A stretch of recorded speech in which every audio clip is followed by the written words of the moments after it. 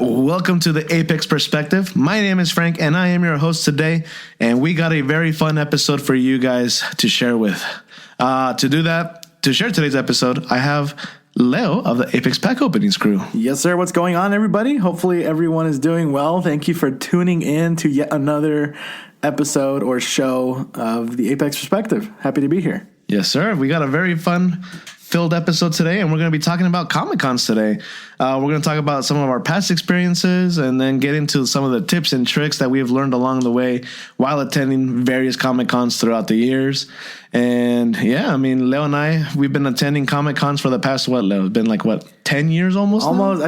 I think next year actually will be 10 years of Comic-Cons that we've attended. I think the first one was 2015. Yeah, Emerald City Comic-Con 2015. Yes, sir. That's been a long time ago, and man, what a journey it's been attending all these Comic-Cons that we go to every single year.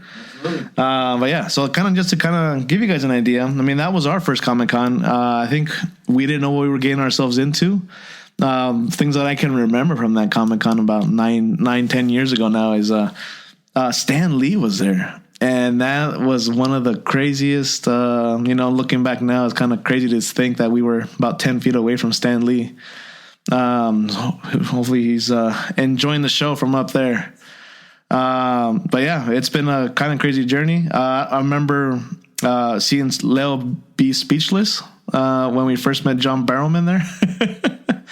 And we also met quite a few other actors and actresses as well too, and so it was a very fun time, wonderful experience to be at Emerald City Comic Con. They made it really fun, so it was a journey. What do you remember from that Comic Con, Leo? Yeah, no, it was super super cool. I think it was one of our, it was the first experience we had into that sort of realm of attending an event where you can meet celebrity guests like that. So it was really really fun. I think we met our first. One of the celebrities that we love to see time and time again, John Wesley Shipp, I think was there for that Comic-Con, if I recall correctly. Yeah, he was still the Flash from the 90s, but he wasn't Jay Garrick that we saw on the new adaptation with Grant Gustin. He might have been, actually. Oh, I think he was just a father still. Yeah, I think that was just a... And he might, by the time we met him, he was just about to become Jay Garrick or had just become Jay Garrick, but...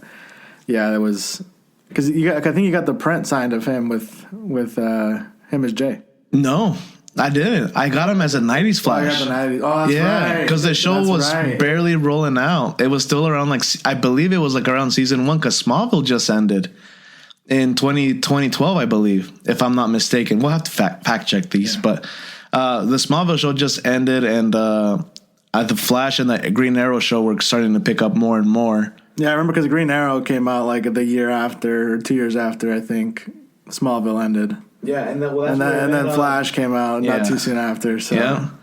Yeah. So at the time, I think John Wesley Shipp was Henry Allen as Grant Gustin's father there.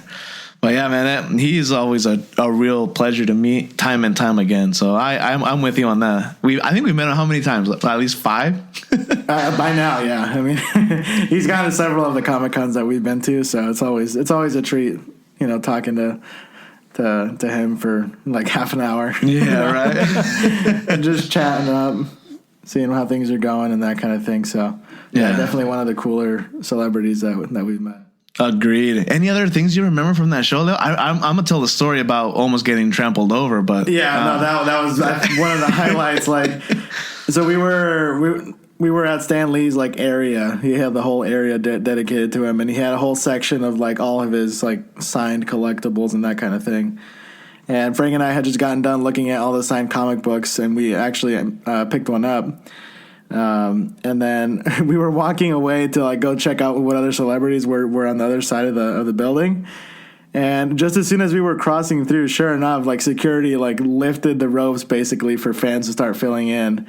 And I just turned to my left and I see a horde of people rushing as fast as they can to be first in line. I was like, oh my goodness, I am about to get trampled. Yeah, no, that was my same exact reaction. Just to kind of paint the picture a little bit more, each celebrity just kind of has their own little section. It's guarded off by the simple airport security measures that you see. Mm-hmm. So that's how they are kind of separated in their own section. But yeah, when we turn to our left, we just see this mob of people. I felt bad for the volunteer that was there, because I'm pretty sure I saw him like hold out his arms. I know this is great media representation if you're just hearing this audio, but you can't physically see me holding my arms out.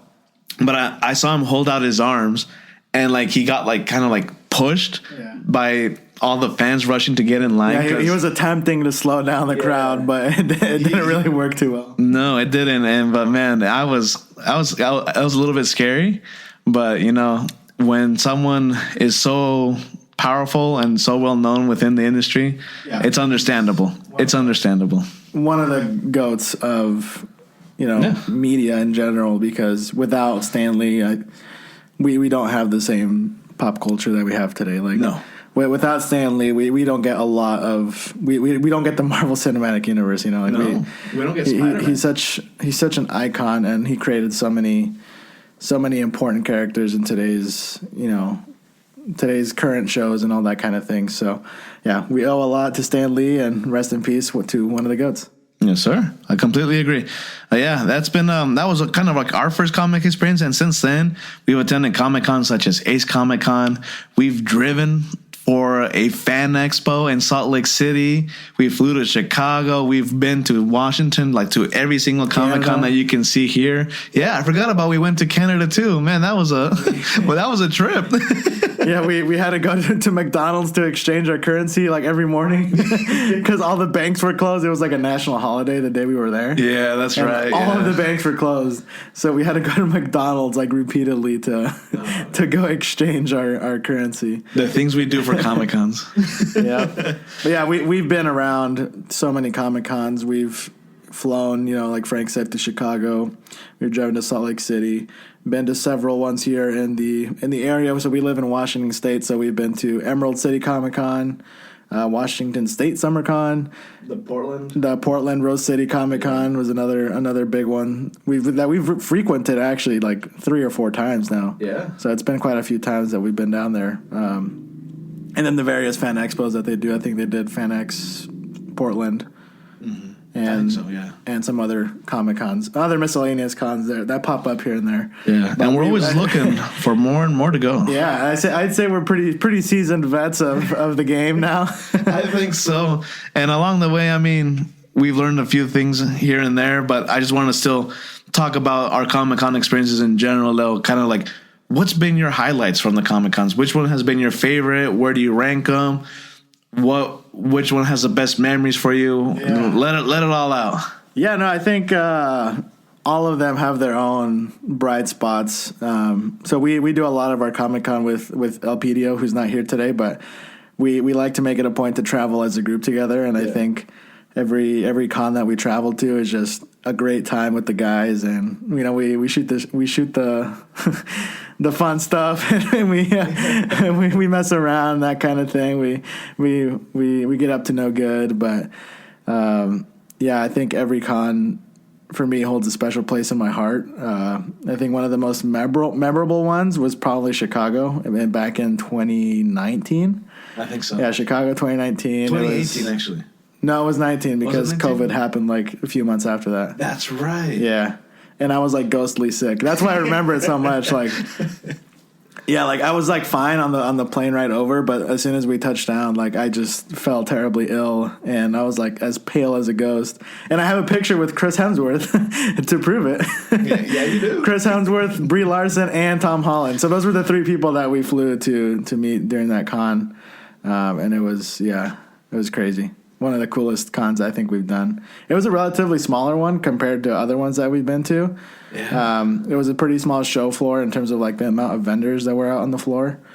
And even the guest list was like relatively small compared to other Comic Cons that we've been to or will attend here in the near future. Yeah. Well, I think they're probably their appearance fee for the 3. I mean, they brought some A-listers to that Comic Con. So I think that's definitely why they made it a little bit smaller, because I think a lot of the funds went towards bringing those A-listers out there. But I think for the most part, all of those guys like sold out. Like we got photo ops, and we didn't brave standing in line for autographs. Yeah. But yeah, it was a crazy Now, I think that one for me stands out the most because we also did some other things. Like we went out to go eat, and we discovered Nando's chicken for the first time. Oh my god! And then we went out to the Bean, took some pictures, and yeah, that was a super cool experience. Yeah. So I would love to go back to Chicago and maybe explore some more of the city. I think that one was probably the coolest one that we've done. Yeah, I have to put Chicago up in my top 3 lists for Comic Cons that we've attended. I think so. For me, safely, it's been number 2. I think Salt Lake has been my favorite one that we've been to, just because of the mischief we got into. Lime scootering at 2-3 in the morning out in the city, falling over a curb and then falling off the scooter. Getting some road burn. Yeah, and just having a good time all around. And excuse me. Yeah, man, that Comic Con in Salt Lake City, I think for me is my number 1. But yeah, Chicago is probably number 2, and of course I can't discount the first Comic Con. That's going to be number 3. I think the first Comic Con will always be up there in my top rankings, just because it was a first experience and just the overwhelming of everything was insane. But yeah, man. So let's get into some of the tips and tricks that we've learned along the way. But first, a word from our sponsor. This episode is brought to you by the Apex Pack Openings channel on YouTube, where 3 friends open the latest sports cards, including soccer, football, and basketball, as well as the latest and greatest trading card products, which include Pokemon, One Piece, Star Wars, and so much more. Check out the channel now at youtube.com/Apex Pack Openings. Welcome back, and thank you to the Apex Pack Openings crew for sponsoring this Apex Perspective. Well, now let's get into the tips and tricks, man. We kind of established how of a seasoned vet we are at Comic Cons, and we've learned quite a few things along the way. And so I think one of the things for me that I learned along the way is wherever we go to a Comic Con, just exploring the outside the little area of the Comic Con is always good to know, just to kind of see what the area is like, where to find, a hotel, see how close it is, or even places to go eat. I mean, I always, wherever we go travel, I mean, I make it a point for myself and to go try in places that I don't have in my hometown, just to learn a little bit more about the area, kind of get a feel of what they like to eat, what foods, what groups. Try new things. Try new things, yeah, basically. And so that's one of the things that I always like to, talk with people about or recommend them that they do is just try new things. But I'm going to toss it over to you. What's one thing that you've learned from attending these Comic Cons? And we'll start off kind of like generalized, and then we'll get more and more focused as we go along our tips and tricks. Sure. Yeah. I think one of the most important things that you can do is like research ahead of time as to who's actually attending the Comic Con, and like kind of keep your eyes peeled, because it can definitely be like an experience in its own if like nobody is going. But I think it makes it that much more special if you're like, oh, there's this celebrity that I really want to see. Like I'm going to make it a point to, get my tickets early, get some pre-purchase autographs or pre-purchase photo ops if you want to take a photo op, that kind of thing. Because if they take popular guests, like some of that stuff is going to sell out. Like you're going to see tickets not be available and like, oh, I can only go on a certain day and, tickets are all sold out. What can I do now? Well, sometimes, you're going to be out of luck, and other times you can maybe like, oh, I can only buy a 3-day pass to, get into the Comic-Con. So I think definitely one of the most important things is doing your due diligence and researching who's going. And, if you want to get stuff signed, I think most Comic-Con websites now have like pricing available ahead of time. So you can get a rough idea of what you're going to spend. So I think that's one of the most important things. Yeah, I've noticed that more and more with the Comic Cons nowadays, that they're actually putting up pricing and sometimes even pre-sale autographs and all that good stuff. And that's one thing we kind of learned the hard way when we went to Emerald City Comic Con this year. Yeah, I think it was like kind of like spur of the moment thing. Like we weren't sure if we were gonna be able to make it or not. And at the end, we did have the opportunity to go. But a couple of celebrities that we went to go see had already sold out their, autographs or pre-sale autographs. And we went under the impression, because in previous years you can just, stand in line, wait your turn, and, pay your fee at the table. But this time around, they actually made it digital only. So you can only get an autograph if you secured a reservation online. So it was pretty unfortunate because two of the guys that we wanted to go see were like rarely come around this way. Yeah. So I think it was pretty unfortunate, but I mean, it was also on our part where we got there like day of. We got tickets day of and that kind of thing. So I think that's one thing that I think we definitely is like a good recommendation or a good tip to give out is to do your research, like Lil mentioned, and make sure that you have everything planned out. But I think more and more of these Comic Cons, I think they're going to be turning more into more digital now. I mean, in our area, Seattle, I mean, is pretty green. They like to be more green heavy, green conscious. And so I can understand why they decided to go just digital only. Because even when we go to a Sounders game, it's everything there is digital. Like there's hardly any more paper anymore. They used to give out tickets, like sporting events and everything, and music or just events in general. I think it's become the standard where everything's pretty much just digital now. Yeah, and so it's only a matter of time before Comic Cons become that way too. So it might be a good idea just to kind of prepare yourselves that way, and just buy the autographs ahead of time. That way, I mean, you can even save more money in along the way. So you can just pre-purchase your autographs and then still have some more money to go out and about in the city and enjoy what the city has to offer. And so that's another good trick. Not a good trick, another good tip right there that we recommend as well too. And other things that I recommend too is just go, like Leo mentioned, when you do your research, if you take personal items, that's one thing too about Comic Cons. You can take in your personal items to get them signed by the actor or the actress or the artist even. And sometimes some of the artists don't charge, some of them do, but it's also a very small minimal fee that I've seen more nowadays. Even though I know we met a couple of the Mighty Morphin Power Ranger artists and authors, and they were like $5 for an autograph on a comic, and so it was pretty cool. Yeah, and conversely to the point about digital with dealing with celebrities, I think still to this day, cash is king on the show floor. So I think especially if you want to take like just cold hard cash, I think that's definitely an option. If you're planning, if you want to, even it'll help with like budgeting. Like, okay, I'm only taking $300 cash, and that's my limit. Like, if I run out of cash, I run out of cash. So it can help you on the budgeting regard. But for the most part, from what I've seen, is people prefer cash on the floor because you don't get hit by fees, by digital fees, and that whole kind of thing. So, especially for like artists or like vendors that are selling Funkos or figures or comic books. For the most part, from what I've seen and what we've seen over the years is, cash will always remain king as long as they, have the option to. I mean, theoretically, right? Like, I don't think anyone's going to refuse a physical cash payment. So. Yeah, that's true. Cash is definitely king, and that's another thing that's really good to remember too. Is that if you're going to use card there, if your state does charge taxes, they will charge you taxes no matter what. Yeah. And so those are little hidden fees there when you're... Even if they don't, I think there's still like transaction fees or like just additional fees for using a card. So they might not charge sales tax, but they'll probably hit you with some service fees. Yeah, for sure. To make up for it. Yeah, and that's why we recommend cash if you go. So it's always a good option there as well too. Sure. Other things that I've learned too is that it's okay to say no. Even though it kind of sucks, but it's okay to say no. And that's one thing. I understand it from the seller's perspective. They want to sell their art. They need to make their money.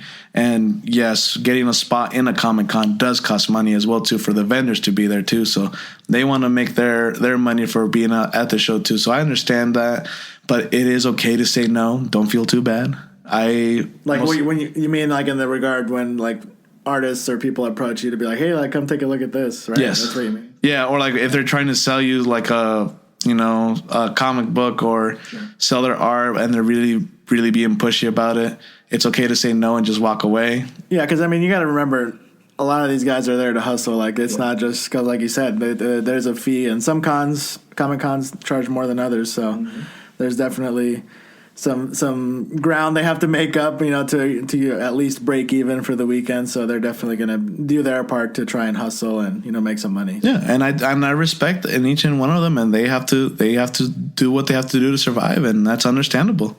But as a Comic-Con goer, it is okay to say no. Don't feel bad. Just do what you're there to do. And one thing I think Leo and I have learned is that if you're going to buy art prints, make sure you have some space at your house to hang them up. Because I think Leo and I, our first year at 2015, we bought so much art prints that we don't even know what to do with. They're still on the wall as we speak. Yeah.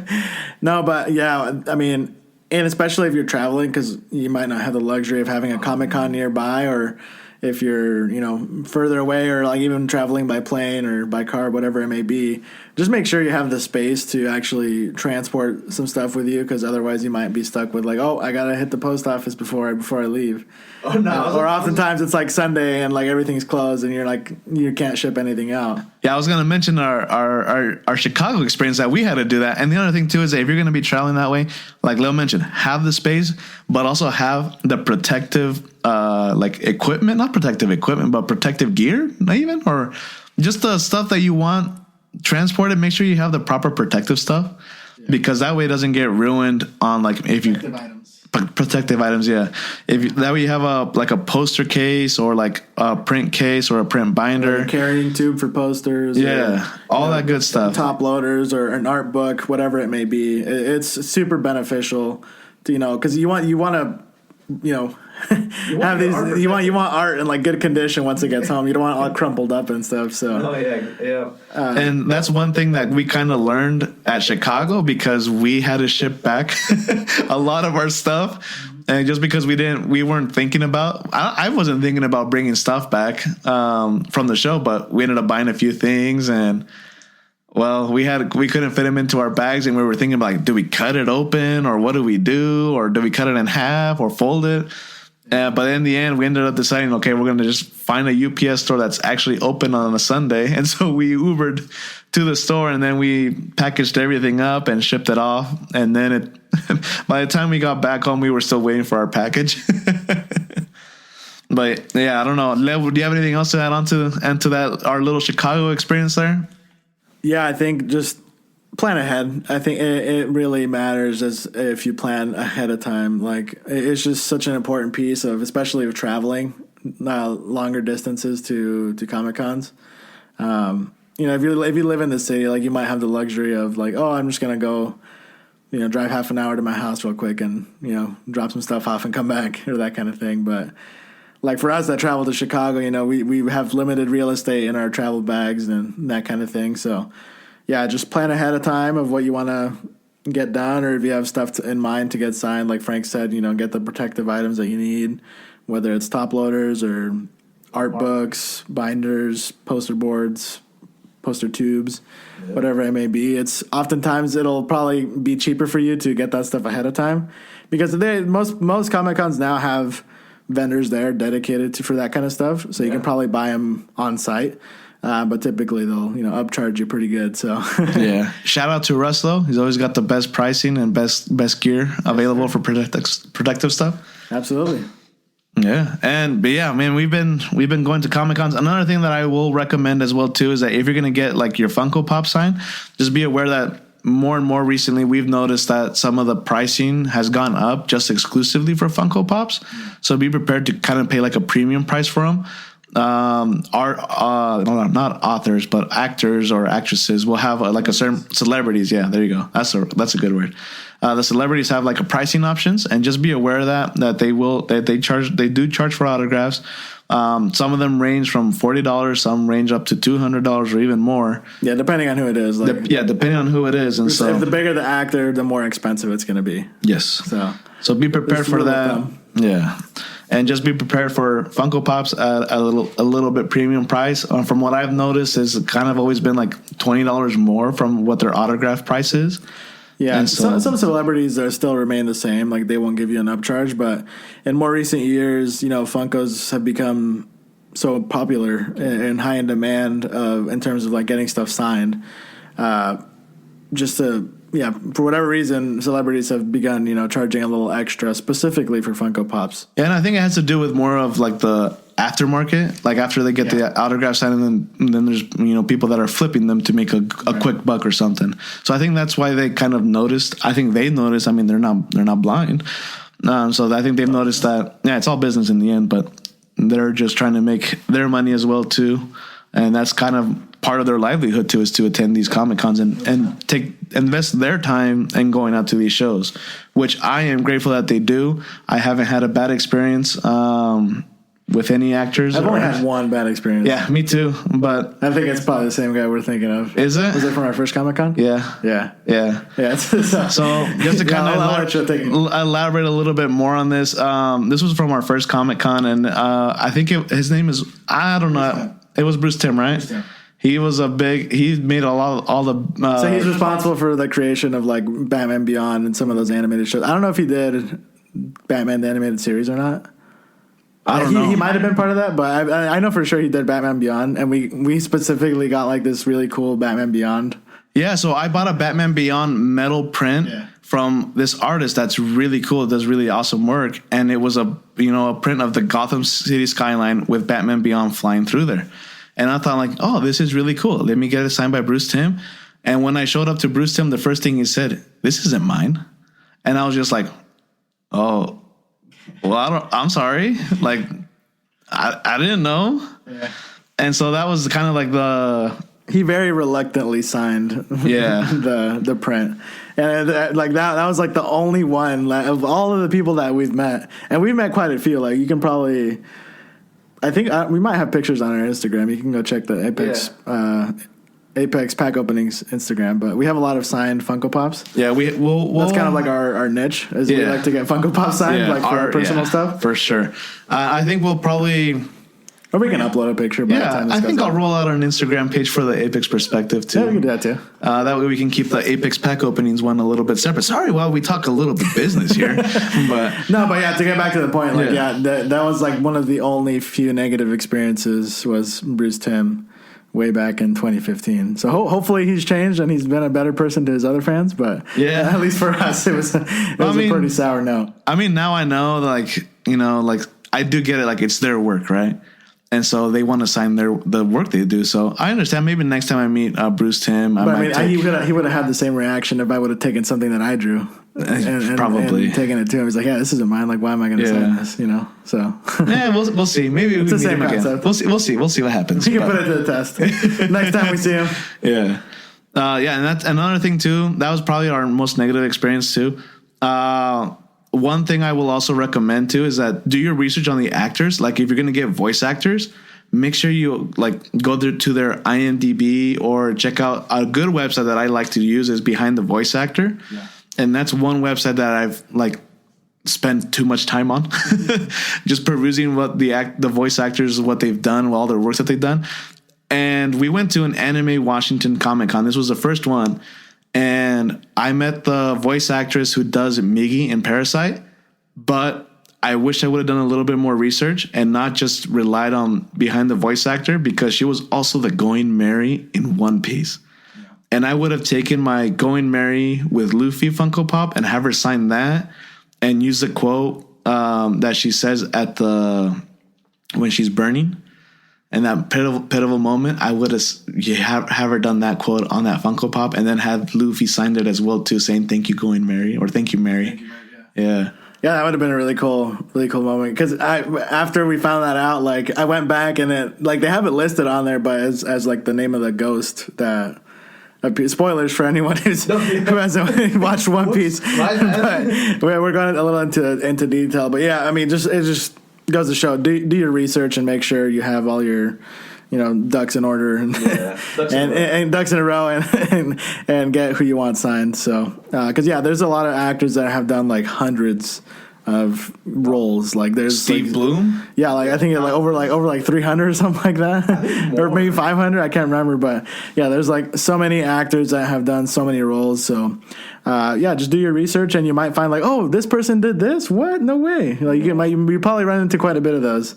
I definitely at least from our experiences. So yeah, do your research, guys. It honestly it pays a lot to actually do your research and know ahead of time of what you want to do, because I mean there's a lot of stuff to do at Comic-Cons, and I think probably the next tip is don't go into a Comic-Con expecting to get everything done.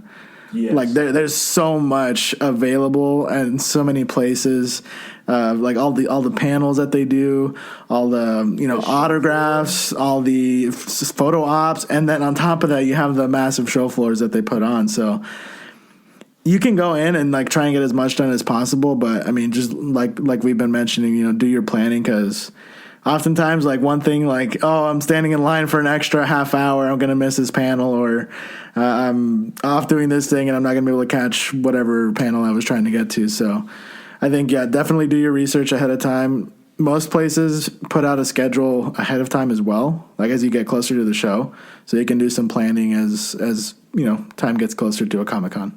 Yeah, and I will echo those same sentiments. Just be prepared as you get more familiar with Comic-Cons as you go. You'll kind of figure out like what you like best and what you don't like, and what you want to really do at the Comic-Cons. Like for us now that we've been to so many, I think most of the time we just go in to get our autographs signed and get our Funko Pop signed. And if we're looking for like a special Funko that we're missing in our collection, we'll take a look. But I think more recently, I think we've just been focused on getting into the autograph lines, just because they tend to pile up a little bit. It tends to be the longest process out of pretty much anything. Photo ops tend to go pretty quick. Mm-hmm. I think the longest part is probably just standing in line for when they do like the roll call, basically for when photo ops start. Yeah. But yeah, I think the longest part is definitely probably waiting in line, because a lot of celebrities, like, they take the time with their fans and they chat it up. They take the time to be as nice of a person as they can be to all the people that are there to see them. Yeah. So I think that's a really cool aspect of Comic-Cons. And just to kind of share a positive like story, not just rely on one negative example, but one of the positive examples is when we met the voice actress of Nami, Lucy Christensen, I believe is her name. Christian? Yeah. Lucy Christian. And she was awesome. We spent I felt so bad for like everybody else behind us, but I think Leo, myself, and her, we were chatting for about half an hour. It was at least like 15 minutes. At least 15 to 20 like half minutes. An hour, because that's how cool of a person she is. Yeah. But I think it was like at least like 15 minutes. Yeah, we got into like not just like, you know, like, oh, how's the weather, you know, type of that conversation. No, but we got into some deep conversation. She actually asked us what we do for a living. Yeah.